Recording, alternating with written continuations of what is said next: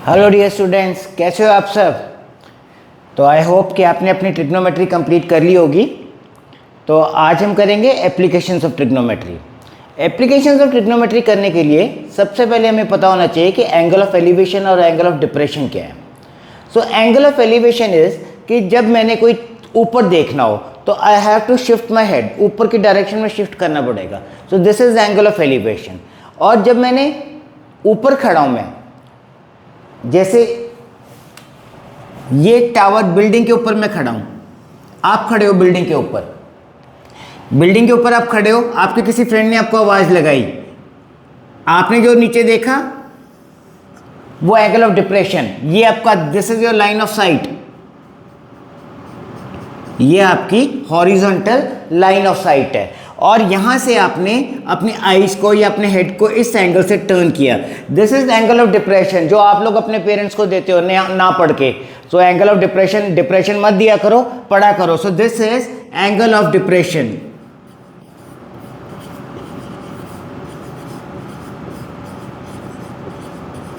और करस्पॉन्डिंग के किसके हैं? आपकी लाइन ऑफ साइट के, जो स्ट्रेट लाइन ऑफ साइट है उससे आप नीचे देखोगे तो वो आपका एंगल ऑफ डिप्रेशन है।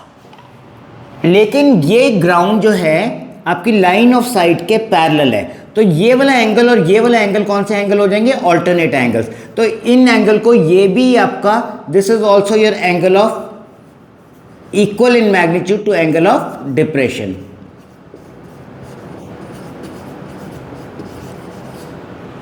अब बात करते हैं एंगल ऑफ एलिवेशन की। आपका कोई फ्रेंड खड़ा है ऊपर छत पे, आपने उसे बुलाना है, तो आप ऊपर देखोगे तो वो आपका एंगल ऑफ एलिवेशन है। ये आप खड़े हो, यहां पे आप खड़े हो, ये आपकी लाइन ऑफ साइट है, यहां से आपने ऊपर देखा, बिल्डिंग पे आपका फ्रेंड खड़ा है, तो ये आपका एंगल ऑफ एलिवेशन है।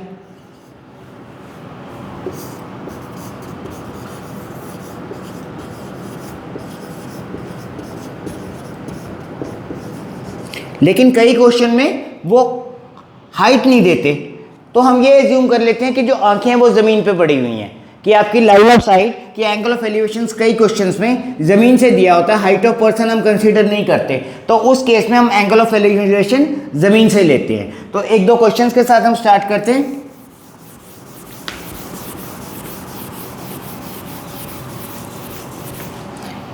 सपोज एक सर्कस आर्टिस्ट है, सर्कस आर्टिस्ट ने एक पोल पे चढ़ना है, पोल पे चढ़ने के लिए उसने एक रस्सी बांधी हुई है, ये ग्राउंड है, पोल की हाइट है 20 मीटर्स, और जो रस्सी उसका ज़मीन के साथ एंगल बना रही है वो 30 डिग्री है। अब आप सोचो, आपको चाहिए क्या? लेंथ ऑफ रोप चाहिए, मतलब आपको AC चाहिए, ये एंगल राइट एंगल है। अब क्या आपके पास कोई ऐसा ट्रिग्नोमेट्रिक फंक्शन है जो परपेंडिकुलर और हाइपोटेन्यूज को रिलेट करे? बिल्कुल है, आप यूज कर सकते हो sin 30। So sin 30 is equal to perpendicular which is BC upon hypotenuse which is AC। sin 30 कितना है? 1/2 is equal to BC upon AC। AC कितना है? ट्वाइस BC, लेकिन BC कितना है मेरे पास? 20। सो लेंथ ऑफ रोप कितनी होगी? 2 × 20 या 40 मीटर्स। बहुत इजी सा क्वेश्चन था ये। तो दोबारा से देखो कि एक पोल लगाया हुआ सर्कस आर्टिस्ट ने, उसने यहाँ पे रस्सी बांधी हुई है ज़मीन से पोल के हेड तक, और पोल की हाइट है 20 मीटर। जो एंगल उसका ज़मीन के साथ बन रहा है, जो एंगल उसका ज़मीन के साथ रस्सी बना रही है वो 30 डिग्री है, और रस्सी की हाइट, रस्सी की लेंथ मुझे फाइंड करनी है। तो मेरे पास परपेंडिकुलर है, एक एंगल है, और हाइपोटेन्यूज मेरे को फाइंड करनी है। तो साइन एक ऐसा फंक्शन है जो परपेंडिकुलर और हाइपोटेन्यूज को रिलेट करता है। सो sin 30 is perpendicular BC upon hypotenuse AC।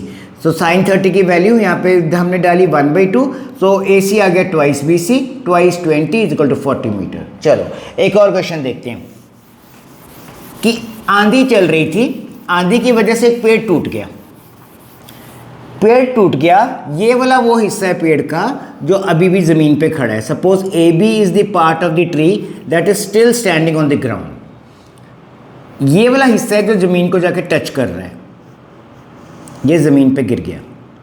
कुछ ऐसा डायग्राम है आपका।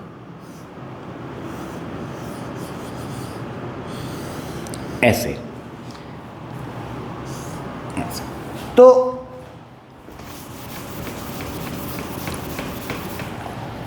जो एंगल वो जमीन का, पेड़ का टूटा हुआ हिस्सा जो जमीन के साथ एंगल बना रहा है वो 30 डिग्री है, और जो डिस्टेंस जहां पे वो पेड़ जमीन के साथ टच कर रहा है वो डिस्टेंस है 15 मीटर्स। अब मेरे को फाइंड करनी है हाइट ऑफ द ट्री। अब हाइट ऑफ द ट्री में ए बी वाला जो पार्ट है वो अभी भी ज़मीन पे खड़ा है, और जो बी सी वाला पार्ट है वो पेड़ का वो हिस्सा है जो टूट के नीचे गिर गया। तो टोटल हाइट मेरे को कब मिलेगी, अगर मैं A B plus B C find करूंगा। So height of tree is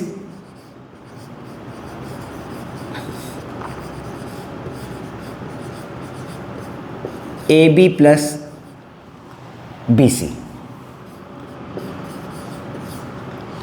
अब पहले मैं ए बी फाइंड कर लेता हूं, परपेंडिकुलर है ए बी, बेस मेरे पास है, कौन सा फंक्शन है जो परपेंडिकुलर और बेस को रिलेट कर रहा है, tan।